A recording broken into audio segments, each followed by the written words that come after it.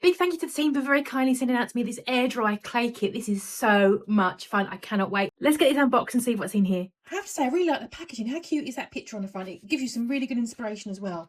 This is suitable for kids from 3 years old up to 100, because we all have a good bit of play and creation. And there's a really good little user manual in there just to explain to you how you can create things, how it all works, and some really good inspiration to get you going. And also a really good colour making guide. If you're going for a specific colour, you know what to add or how to make it. In the box there, you get absolutely loads of dry clay packets, all nicely individually packed, so you can keep it all nice and secure and out of the way.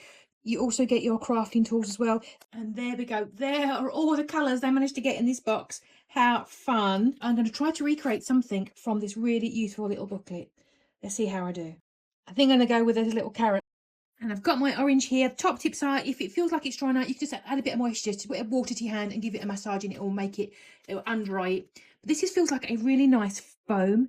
It's very squidgy, very soft, very ASMR.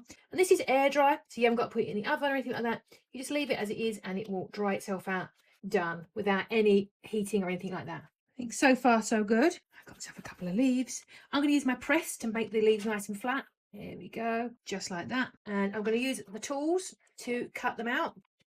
There's a nice crimpy tool here, so I'm going to put a little indentation. There we go. Bit of white, make some eyes, just like that.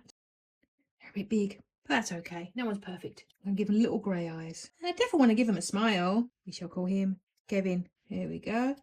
Nice little smile. His leaves are very big. Bit disproportionate, I think. They kind of look like ears. But how fun was that? The limits are endless. You could just make so much fun. Absolutely tons of fun. It is going to be a really fun way to spend some time with your kids, grandkids, on your own, just having a really fun time. This is really light, by the way, and I can still feel it's soft enough for me to carry on moulding it if I change my mind.